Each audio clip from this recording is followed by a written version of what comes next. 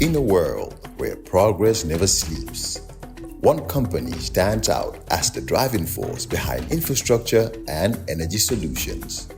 Introducing our fuel company and cement producer, where excellence meets efficiency. Jar Oil. The company have 30 filling stations across the country that are all operating, which includes the recently completed Yarambamba and Old Yundum filling stations. And our rates are relatively cheaper than anyone else across the country.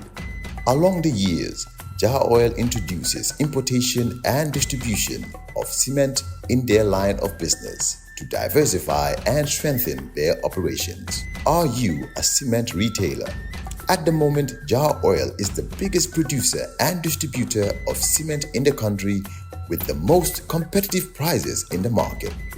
With a focus on sustainability and innovation, we are paving the way for a greener, stronger future. Trust in us to fuel your projects and lay the groundwork for success. We currently produce over 25,200,000 bags per year. As the largest cement producer in the country, Jar Oil also targets to export cement to the neighboring countries like Guinea-Bissau, Guinea-Conakry, and others. Join us on our journey to shape a world where every drop of fuel and every bag of cement makes a difference. Together, we can build a brighter tomorrow. Well, let's move on to Saikou now. Saikou Camara, a Gambian author based in the US. Well, he's doubled down on his call for Barrow not to seek to extend his stay in power beyond 2026. Saikou is a known supporter of the UDP, the Gambia's main opposition party. He wrote this open letter to the president at the weekend. Dear President Barrow, I write this letter on behalf of many well-meaning Gambians. The last time I addressed you formally as President of the Republic of the Gambia was in 2019, when you reneged on your promise of a 3-year transitional period. I sincerely hope I will never have to write a similar letter to you again. I wrote such letters to former President Jammeh and received death threats from some of his agents and supporters. Had I been politically mature during President Jawara's era, I would have done the same. My intention today is no different, to caution, not condemn. So I will keep this message simple, clear, and direct. Mr. President, leave the Gambian people before the Gambian people leave you. I do not say this because I doubt your character. Rather, I say it because I hope your legacy will be remembered not only for doing the right thing, but for doing things right. In your recent interview with a TV station, you announced your intention to run for a 3rd term, not because you desire it, but because members of your party have begged you to do so. Mr. President, let me jog your memory with some recent Gambian history. 1.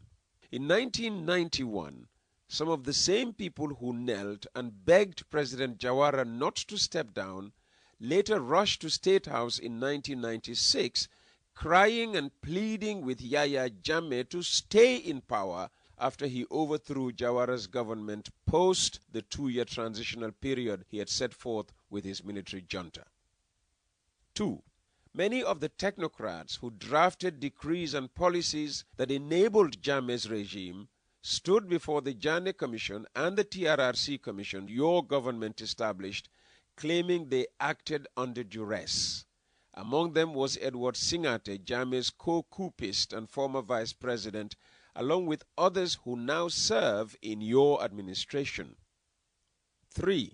Soldiers who committed atrocities on Jammeh's behalf swore under oath at the TRRC that they were merely, quote, following orders and bore no responsibility for their actions. 4.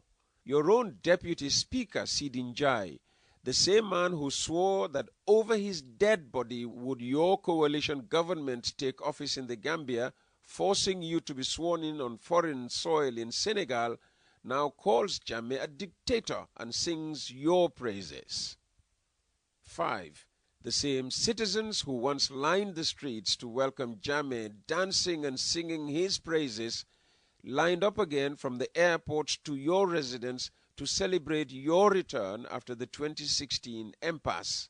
Even the Ashobi-wearing Yai Compins and Bai Compins of Jammeh's regime now parade as your most diehard supporters.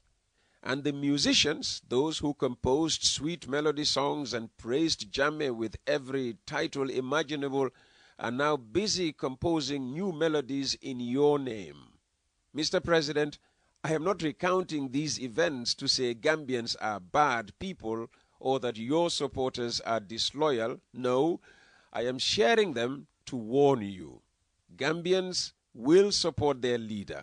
They will sing for you. They will pledge loyalty, and for a time, they may even make you feel like a demigod. But history has shown us that they will also turn their backs if you overstay your welcome, and if you are forced out unceremoniously, they will walk away without looking back, just as they did to your predecessors. So, Mr. President, serve with dignity and honor, but when the time comes, leave before the people leave you. Leave while they are still crying and begging for you to stay. Leave even if some of them fall to their knees, as Mandela did for South Africa. Exit the stage while the applause is at its highest, Mr. President. Because, Mr. President, they will beg, some will weep, but leave anyway. The purpose of this letter is not to undermine your work or your achievements.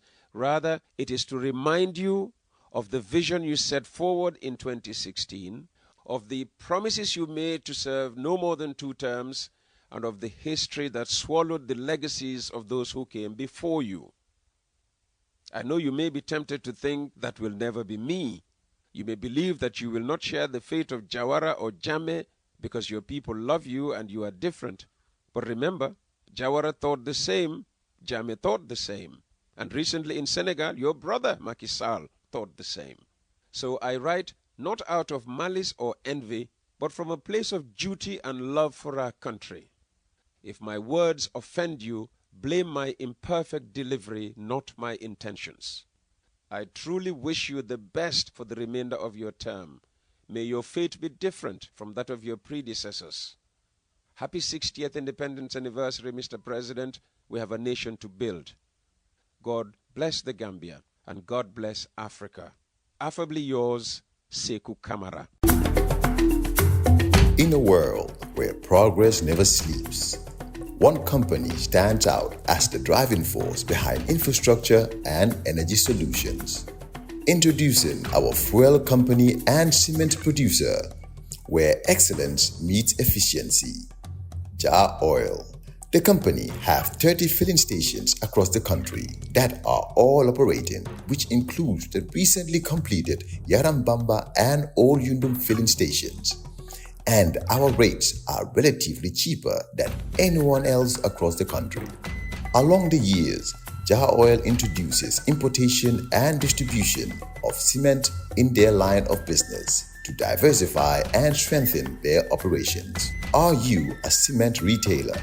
At the moment, Jar Oil is the biggest producer and distributor of cement in the country with the most competitive prices in the market.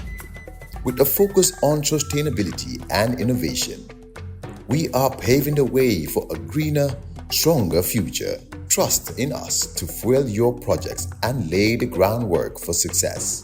We currently produce over 25,200,000 bags per year.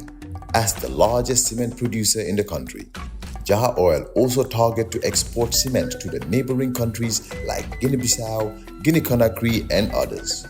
Join us on our journey to shape a world where every drop of fuel and every bag of cement makes a difference. Together, we can build a brighter tomorrow.